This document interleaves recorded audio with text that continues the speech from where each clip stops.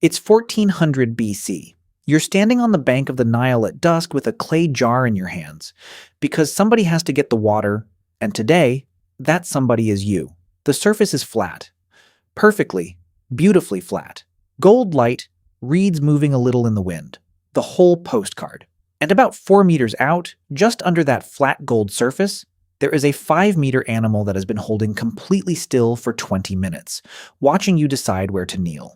This is the story of how an entire civilization built pyramids, invented paper, mapped the stars, and ran a functioning bureaucracy for 3,000 years while sharing a very narrow strip of land with crocodiles, hippos, cobras, vipers, scorpions, and lions. All at the same time, every single day. And Egypt's answer to that problem is genuinely one of the strangest and most sophisticated things any human society has ever done. They didn't win. Let me be clear about that up front. They did not defeat these animals. Nobody defeats a hippo. What they did instead was much weirder and I'd argue much smarter. Let's start with geography, because everything else depends on it. Egypt is a desert. I know that sounds obvious, but I don't think most people have sat with what it actually means. Roughly 95% of Egypt is sand that cannot support human life. The entire civilization, all of it, every temple and village and quarry and market, was squeezed into a green ribbon along the Nile that in some places is only a few kilometers wide. From the air, it looks like a stem with a flower on the end. Everybody lived on the stem. Now, where do crocodiles live? The river. Where do hippos live? The river. Where do the cobras and vipers hunt rodents? In the grain fields, which are next to the river, because that's where the water is. Where do lions come to drink? Take a wild guess.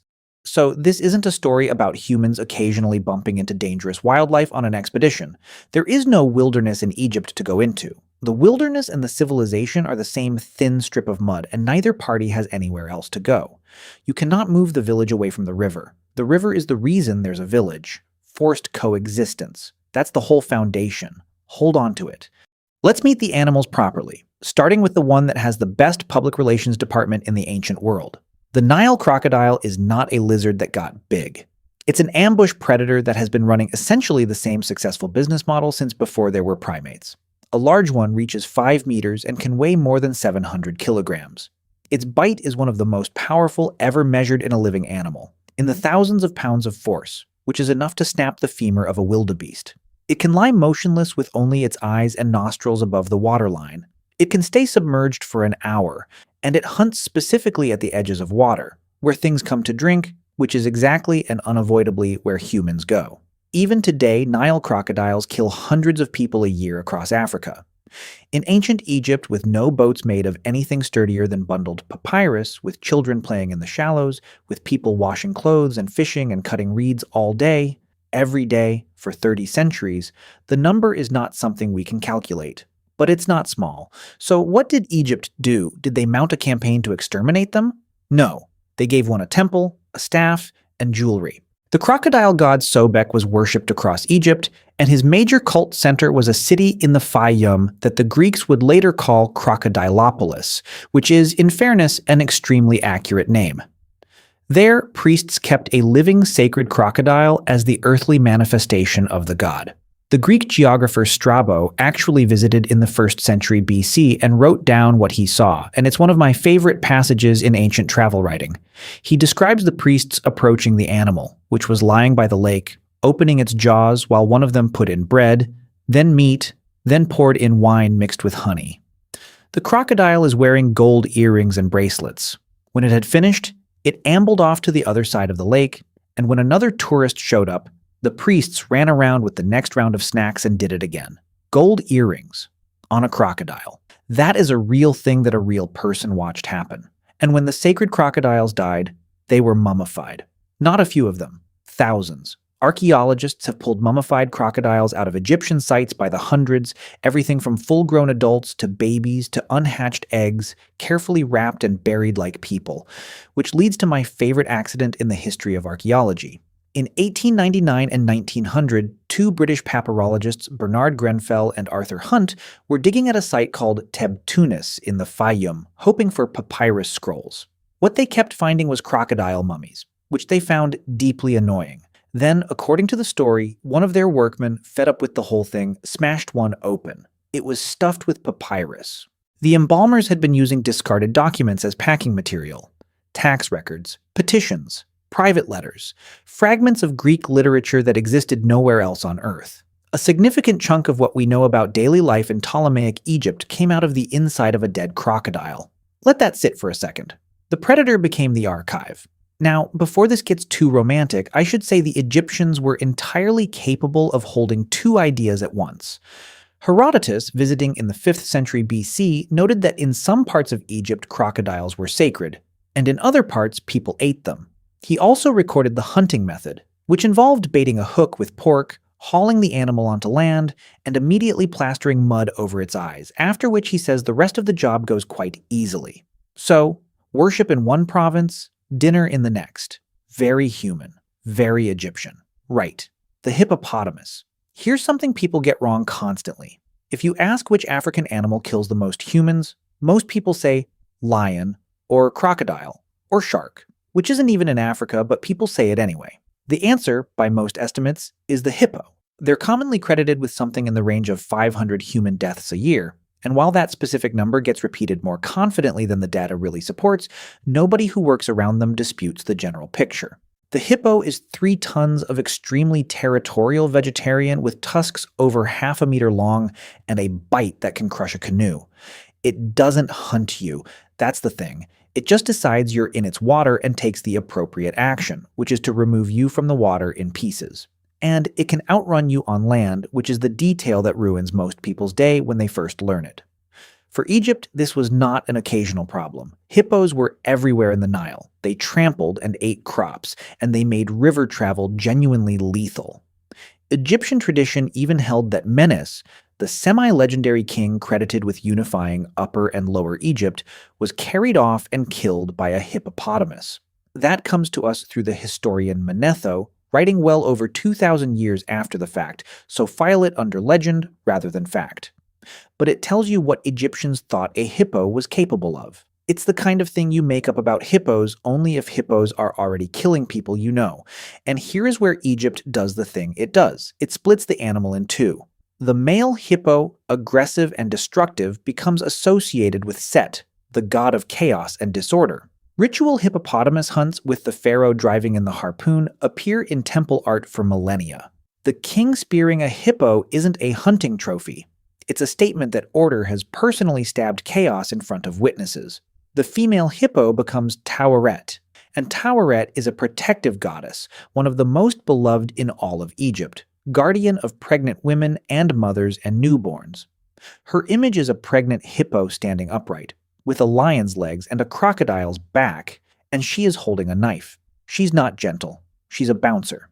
Every deadly thing in the Nile assembled into one figure and pointed outward at the demons that hurt babies. Think about the psychology of that for a second.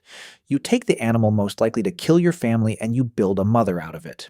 There's also a detail from Middle Kingdom tombs that I find quietly devastating. Egyptians made these gorgeous little hippo figurines out of blue faience, painted with lotus flowers and marsh plants, and buried them with the dead. One of the most famous sites in the Metropolitan Museum in New York, nicknamed William. And on a large number of these figurines, the legs have been deliberately broken off, because the hippo was supposed to protect the dead in the afterlife. And also, in case it changed its mind, someone made absolutely certain it couldn't stand up. That is the most human thing I have ever heard. Lions we can move through faster, but they matter. The Barbary lion ranged across North Africa, and lions turn up constantly in Egyptian religion and art. Sekhmet, the lioness-headed goddess, is war and plague and the burning heat of the sun, and she is terrifying in a way Egyptian sources do not attempt to soften.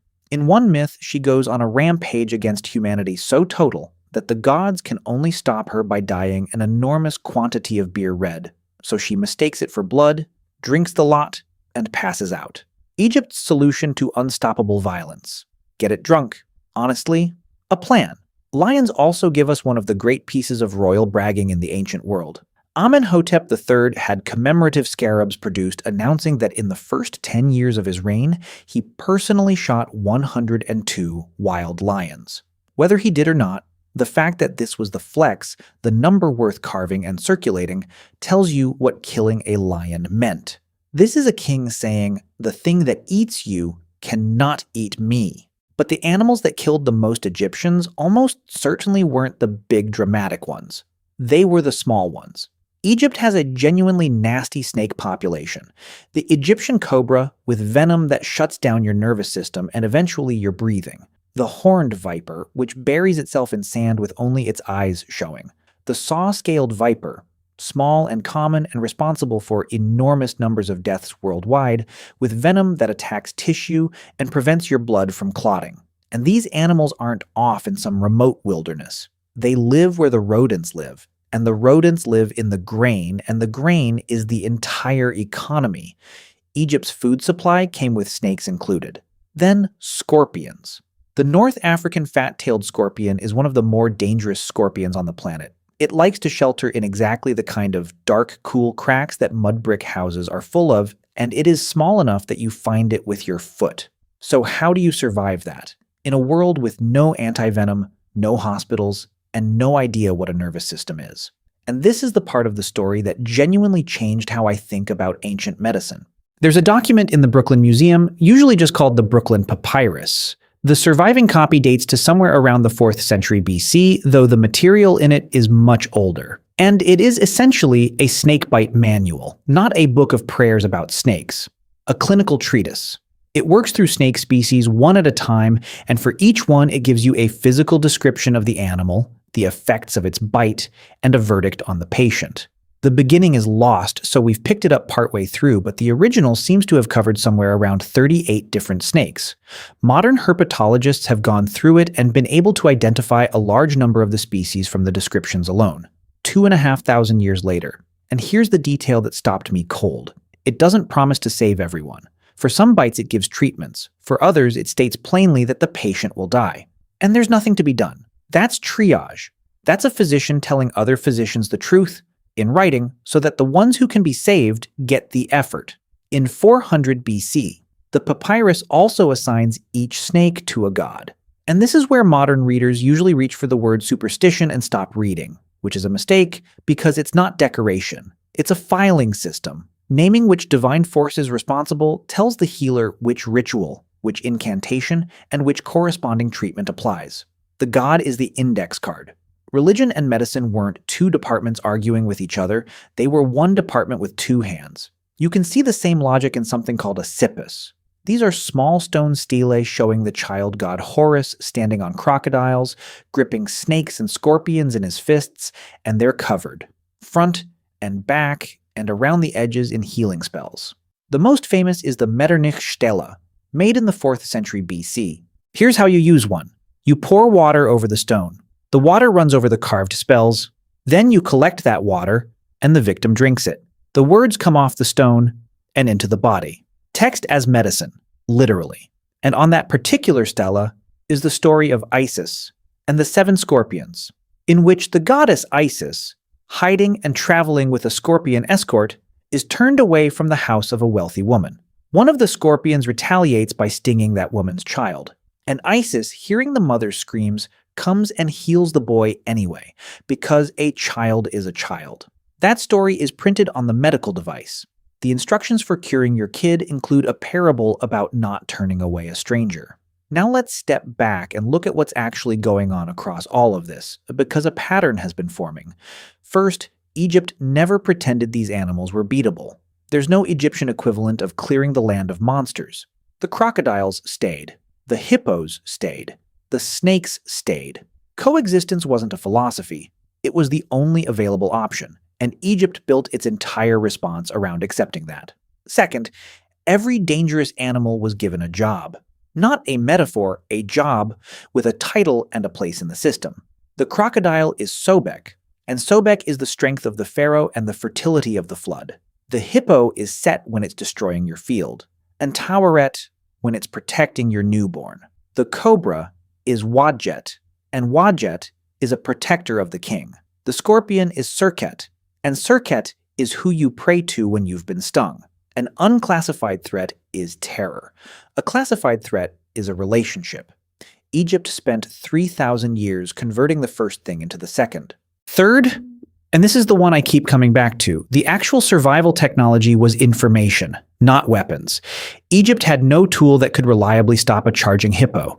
What Egypt had was a written record maintained across centuries of which snake does what, which bite you can treat, which plants to use, which rituals to perform, where the crocodiles nest, when the animals breed, what to keep away from your children. Knowledge, written down, copied, and handed forward. That's the reframe. Egypt didn't survive the world's deadliest predators by fighting them. It survived by describing them. The papyrus was the armor. And there's a class dimension here that's worth pausing on because it's the same story every time. The people writing these documents were priests and scribes and physicians attached to temples. The people getting bitten were farmers, fishermen, reed cutters, laundry workers, and children. The knowledge lived in an institution. Whether it reached the girl at the water's edge on a Tuesday afternoon depended entirely on how close she lived to a temple and how much anyone there cared. Most of the people who died from these animals left no record at all. We know about the treatments, we don't know their names. Look at any image of an Egyptian pharaoh, any of them. Tutankhamun's mask, a temple wall, a museum poster in a school corridor. On the forehead, rearing up over the eyes, there's a cobra. That's the uraeus, the image of the goddess Wadjet, and it is the single most recognizable symbol of Egyptian royal power in existence. It's on crowns, on coffins, on temple gates, on the seal of the state. Which means the most powerful office in the ancient world chose as its emblem the animal most likely to kill a child in a grain store. They took the thing in the dark that they could not stop, could not outrun, and could not reason with, and they put it on the king's face and pointed it at everybody else. That's not bravado. It's what humans do with fear when we can't remove it. We name it. We describe it. We give it a role and a shrine and a paragraph in a manual, and we pass that paragraph to our children so they'll know what to do when they meet it. Every culture on Earth has done some version of this, and Egypt just did it with more paperwork than anyone. So the girl on the riverbank at dusk with the clay jar and the flat gold water isn't unarmed. She knows which stretch of bank to use. She knows what time of year the animals are worst. She knows what her mother told her, and what her mother's mother told her mother. Somebody wrote some of it down. That's the whole trick. That's how you live for 3,000 years in the mouth of something enormous. You pay attention and you tell somebody else what you learned. So here's my question for you. Of all of them, crocodile, hippo, lion, cobra, scorpion, which one would you least want between you and the water? Let me know in the comments. I'll see you soon.